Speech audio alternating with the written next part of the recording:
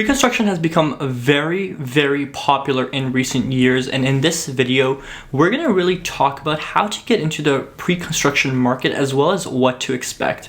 As always, my name is Zane Jaffrey, and I run a real estate team here in the Durham region. As the resale market continues to be extremely hot with all-time low inventory, many buyers are actually turning to pre-construction when looking for their future home. And for many, it's a great way to get into the real estate market.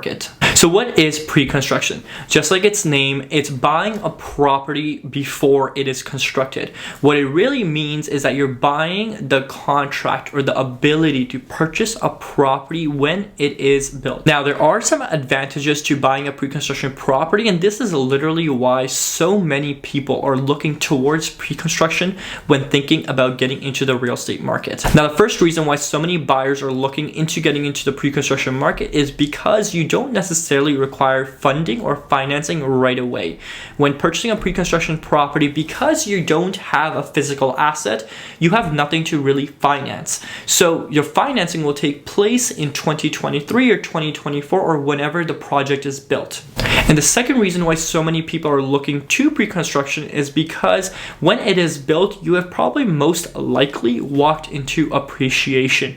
And what I mean by that is if you buy a property right now for $500,000, that property in 2025 when it's built may actually be $600,000, which means you walked into $100,000 of equity without actually having to finance anything right off the bat. Buying a pre-construction property can be a lot like buying a resale home. And what I mean by that is there are two important factors.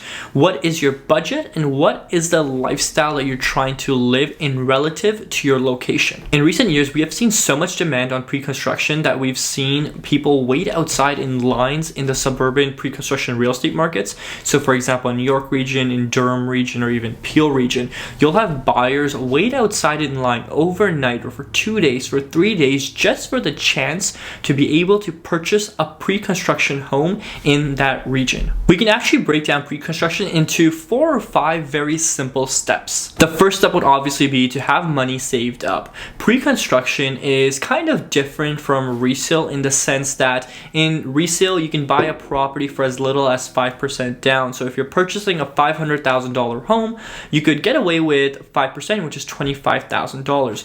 Whereas the difference in the pre-construction market is that you can't do the same thing.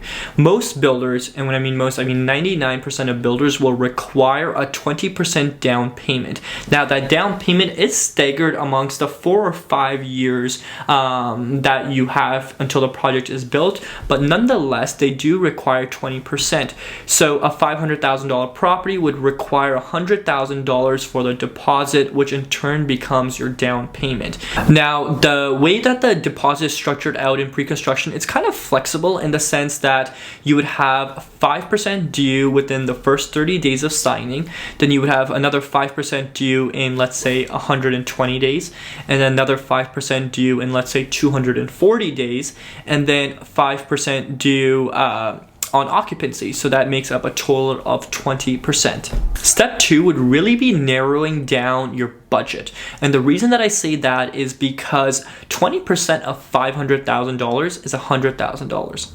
But if you were to buy a $700,000 property, 20% of that is $140,000. So there is quite a bit of difference on how much money you do require. Not only that, but if you decide to purchase a pre-construction property and you put forth the deposit, but turns out that down the road when the property is built, you're unable to get financing, that is not a good situation to be in. That's why it's very important to really know your numbers and even possibly talk to a mortgage broker. Let them know that you're thinking about buying a pre-construction property, and if they could give you an idea or a pre-approval in a sense about whether you would be able to qualify for financing when the time comes. One thing to really keep in mind is that 99% of builders right now in the GTA are actually requiring the buyers to bring a pre-approval letter from a type A lender. So someone like Scotia Scotiabank, CIBC, one of the major banks, just stating that when the time does come for financing, let's say 3 or 4 years down the road, that you actually can afford the property and that you will be able to close on the home.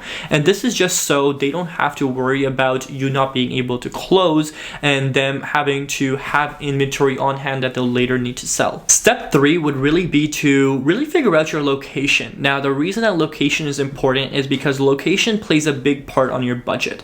If you were to purchase a $500,000 property in Toronto, that would probably get you a studio condo. But a $500,000 property in, for example, Pickering can get you a 1-bedroom condo, which is a little bit more spacious and even possibly a parking spot. So it is important, and both budget and location play a hand-in-hand role into what kind of lifestyle and what type of development you can look at. Step 4 would be to really pick a development. Once you know your budget, you know which location you want to be in, you know what lifestyle you want to live, the 4th step would be, let's look at developments in that area. There will be various developers building various projects within a city, but it's important that when you purchase a pre-construction property to invest your money with a credible builder. A credible builder can really make or break the quality of your space. I've seen some developments where the builder may have possibly rushed through the project, and you can really see the difference in the quality of the finishes,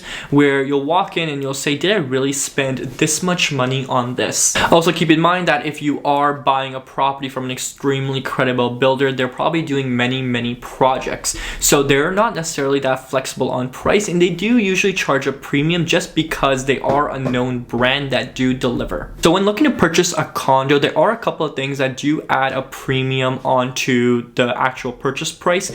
So a couple of things being, one, the balcony or a terrace. So if you have exclusive space, that's usually at a premium price. Middle unit versus a corner unit. So a corner unit will be worth more than a middle unit because you don't really have an obstruction of view, and you don't really have any neighbors as well. Views. In a condo, views are important, and if you have a very nice view, you will be paying a premium for that. Not only that, but there are floor premiums. So the 7th floor will be more expensive than the 5th floor, and the penthouse floor will be more expensive than the, let's say, 10th floor. And aside from that, parking is at a premium as well. I always recommend that if you are able to get a parking spot, you should get a parking spot, because when it does come time to resale, parking can play a vital role in how sellable your property is. Now, for houses, there are a couple of things that affect price as well. So one of them being, are you a middle unit? So are you in the middle of a row of homes, or are you a corner unit? So corner units do usually have a premium. Another being, are you backing onto a ravine, or are you backing onto another home? So does your backyard link with another backyard, or is it at a ravine or a park? As well as how high are your ceilings? So like 9-foot ceilings, 11-foot ceilings, sometimes those will add a premium, as well as whether you have the ability to build a basement, or if there is a basement already included in the home. If you have any questions about the pre-construction market or about developments that we have available, please feel free to reach out. I know there was tons of information in this video, and sometimes the information can get a little hard to digest, but if you'd like me to clarify anything, please feel free to reach out, and I would be more than happy to assist or answer any questions. I will drop a Calendly link below, so if there are any questions and you'd like to book an appointment with me, please feel free to do so. Like always, have a powerful day, and if you have any questions, please feel free to reach out.